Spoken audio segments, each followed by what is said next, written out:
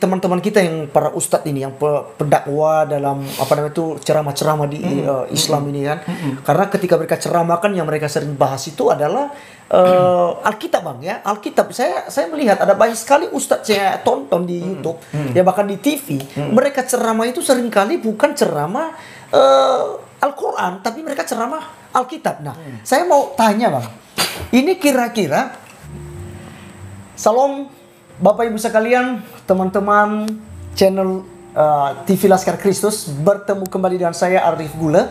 Jangan lupa bahwa ini channel kita bersama, dan silakan subscribe, like, dan komen, serta share video-video ini ke teman-teman kalian supaya banyak orang diberkati. Saat ini saya tidak sendirian teman-teman, tapi saya bersama dengan Bang Effendi Usman, murtadin asal Aceh ya. Dulu di Islam, sekarang udah di Kristen ya. Dulu benci Kristen, sekarang udah cinta Kristen, apalagi cinta Tuhan Yesus Kristus. Nah teman-teman sekalian, kita akan berbincang-bincang dan beberapa hal yang akan saya tanyakan kepada Bang Effendi Usman mengenai tuduhan-tuduhan para ustadz terhadap kekristenan. Karena selama ini teman-teman sekalian, kita selalu di framing, dikatakan bahwa Kristen itu pasti masuk neraka, Kristen itu kafir, ya. Kristen itu seburuk-buruknya makhluk. Bahkan kita dihina-hina, kita difitnah, bahkan tidak sedikit mereka katakan bahwa Kristen itu, ajaran Kristen itu mengajarkan seperti binatang, seperti Ustadz Ali Mustafa yang baru-baru viral lagi teman-teman sekalian. Nah, teman-teman, kita akan bertanya kepada Bang Effendi Usman, ya. Ini dia dari channel Injil Habaget ya. Jadi dari channel Injil Habaget.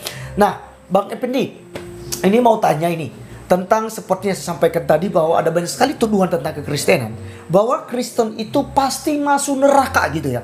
Ini seringkali ya sakit telinga kita dengarkan itu ya, seakan-akan hanya agama itu yang benar. Menurut Bang Effendi, seperti apa sih di Islam dulu bang ayat ini yang mengatakan bahwa Kristen itu pasti masuk neraka? Ya, silakan bang. Oke, baik, saudaraku, para subscriber pecinta channel Injil Habaget dan TV Laskar Kristus. Nah, pandangan Islam terhadap kekristenan itu ada tiga hal, Bang. Saya sudah bagikan ada tiga hal ya, pandangan Islam terhadap kekristenan.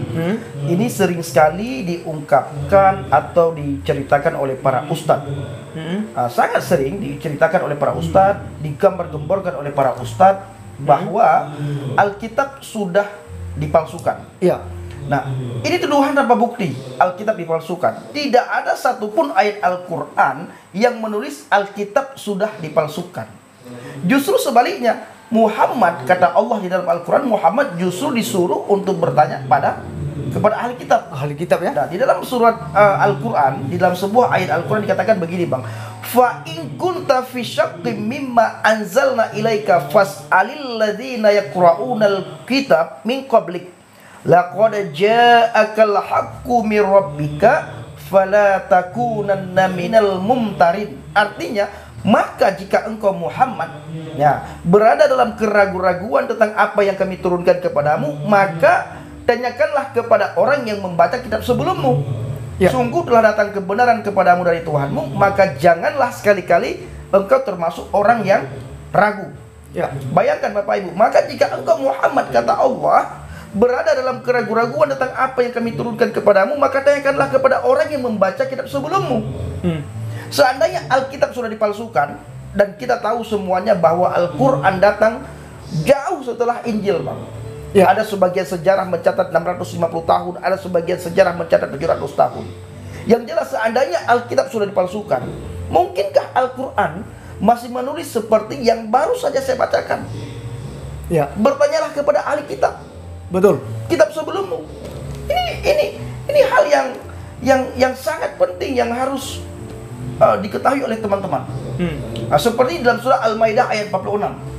Di situ dikatakan wa qaffayna ala atharihim bi Isa bin Maryam musaddiqan lima baina yadayhi minat Taurat atainahul Injil fihi hudaw wa nuran wa musaddiqan lima baina yadayhi minat Taurat wa hudaw wa mau'izatan lil muttaqin. Artinya, dan kami teruskan jejak mereka dengan mengutus Isa putra Maryam, membenarkan kitab yang sebelumnya, yaitu Taurat.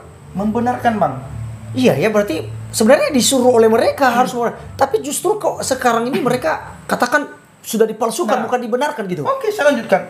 Yaitu Taurat dan kami menurunkan Injil kepadanya. Di dalamnya terdapat petunjuk dan cahaya, dan membenarkan kitab yang sebelumnya itu Taurat, dan sebagai petunjuk serta pengajaran untuk orang-orang yang bertakwa. Ayo, Al-Quran surah Al-Maidah ayat 46. Ya. Seandainya Injil dipalsukan, Bang, ini kita berpikir secara akal yang sehat. Kita pakai logika lah. Bang Ade Armando, Bang, ya. Pakai logikanya. Oke. Mungkin nggak kira-kira Al-Quran dalam surah Al-Maidah ayat 46 masih menulis seperti itu. Di dalam Injil itu ada cahaya, terdapat petunjuk. Nggak ada.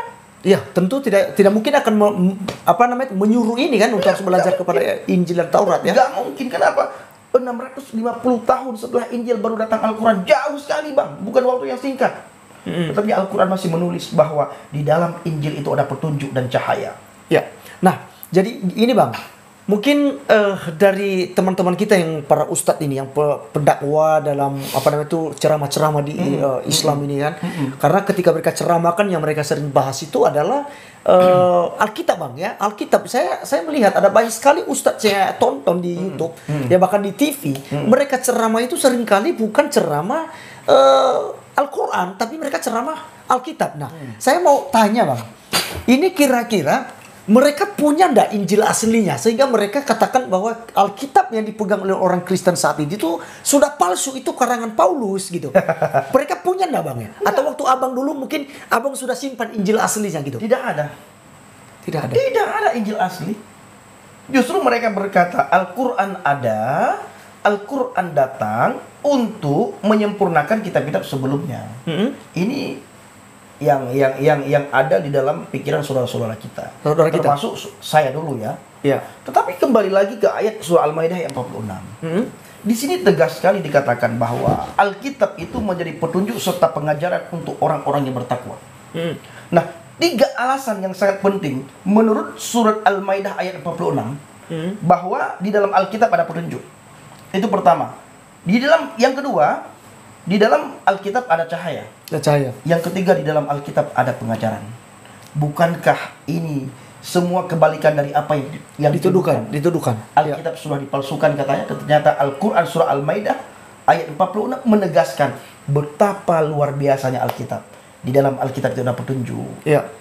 Injil Yohanes 14 ayat 6, Bang.